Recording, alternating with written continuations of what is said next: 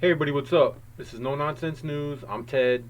It's Wednesday, November 18th, 2020. First story of the day. Iran fires up advanced uranium centrifuges installed at Natanz site. A day after it emerged, Trump had asked for options on attacking the facility. So basically, he asked them if he could bomb it. They said no because of the problems it would cause in the end of his presidency.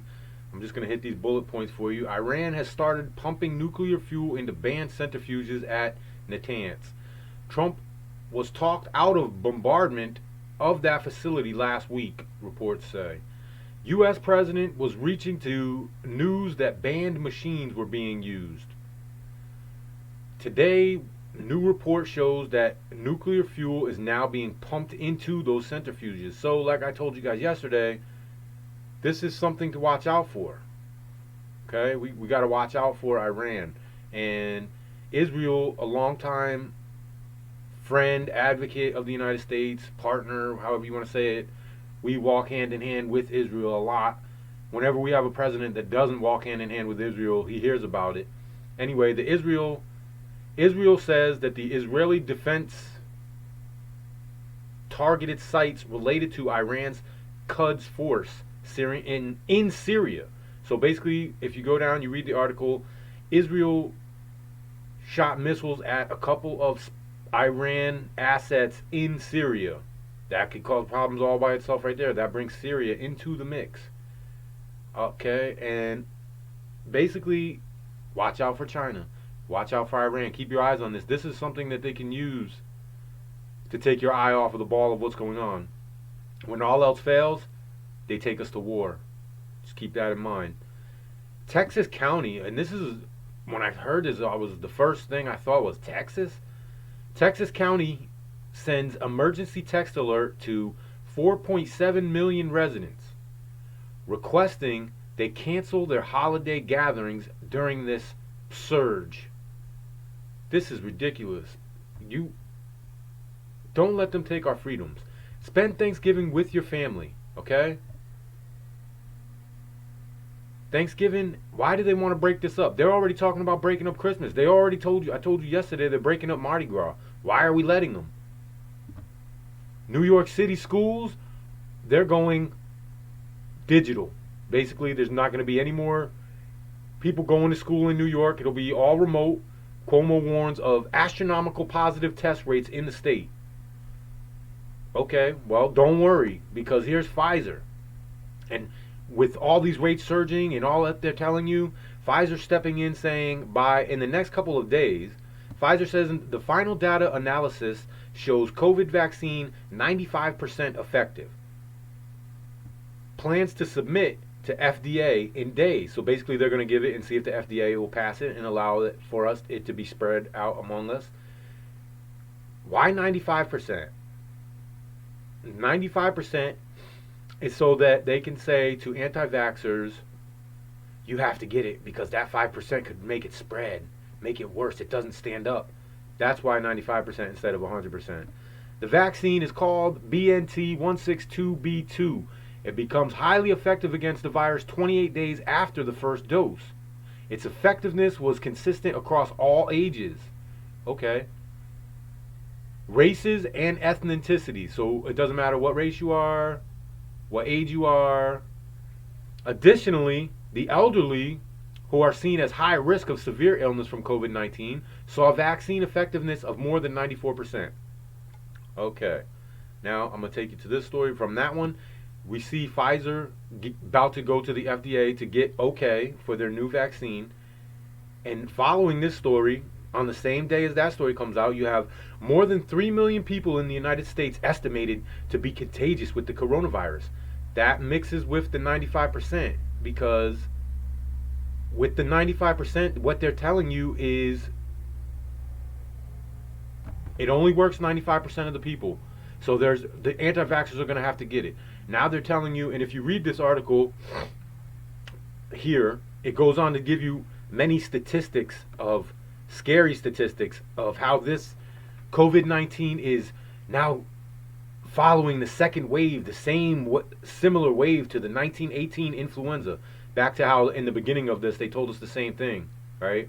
And as of this minute, right now, the statistics that they give us do not show deaths anywhere near 1918 disease, the outbreak in 1918, okay? The pandemic. Nowhere near the deaths of that. But now they're telling you, oh, the numbers are going way up. They still haven't said anything about deaths going way up. Only the fact that people have it. Some people have it and don't know it. Some people have it and can spread it and don't know it. Some people have symptoms and don't want to get tested. So what they're basically doing is a fear factor. And they're scaring you into the fact that the vaccine is coming. And whether you like it or not, you're going to get it. And if you're on the fence about getting it right now, we're going to scare you into getting it first. So, I mean, basically it comes down to something I've been telling you guys for weeks now. They're going to squeeze you. I am standing here in front of you preaching to you, I'm not taking the vaccine. I won't give it to my children. I won't let my wife take it. It's not really up to me. My wife has the, she has the final say on that one. But as far as my kids, and she agrees with me, by the way. That's why I say that. We pretty much are on the same page all the way across this. Everything you hear me say, me and my wife are on the same page. I'm lucky in that way. Anyway, we say we're not going to take it. Eventually, you will have to take it. And read these articles, and you'll see. Just look at the agenda that they're giving to you. Okay? And anyway, I'm going to move on. Just know, in a couple days, Pfizer's going to give that vaccine to the FDA for approval. And I'm looking at you right now and telling you it's pretty much a guarantee it's coming out. And when it does come out, how many people are going to run out there and get it right off the rip rap? I'm not even going to wait. It could be years. They're going to have to force me to take it. Because look at all of these other vaccines. Look at all of the vaccinations we give children, okay? From the time I was born till the time my children was born, the number of vaccines given to children has tremendously went up. So have the diseases linked to these vaccines. The sicknesses linked to these vaccines. Why on earth would you jump onto a vaccine the first day that it's approved, the first day that it's available? Please don't go out and get this. Wait, at least if you're in a hurry to get it, just stand back, wait a little bit. If you want to do a forced vaccination, they said that it works really good on old people, okay? If you feel that those are the people at risk, because like I said, we still don't have the numbers of deaths unless you're very old or have underlying conditions. Maybe you should force old people and people with underlying conditions to get it. Just saying, right? But anyway, if you see, we talked about the New York school shutting, have no fear. People are leaving New York, and guess where they're going? Serbia. It's a new, unlikely oasis for New York City residents fleeing the city. And they are fleeing. And it really, COVID-19 is just the icing on the cake, making that exodus from New York happen. I just found this to be funny that people would rather go to Serbia than live in New York City. New York City is supposed to be the Mecca of the United States, the beacon of freedom around the globe, and you got people that would rather go to Serbia. Just saying. Anyway, guys, I'm going to get out of here. I've been rambling on enough today. Don't forget, Pfizer's coming out with that vaccine. You will take the vaccine eventually, whether you like it or not, whether I like it or not. I can't let my kids starve to not take a vaccine, but I will not take it when it first comes out. And I implore you to do the same. Wait until you have no choice.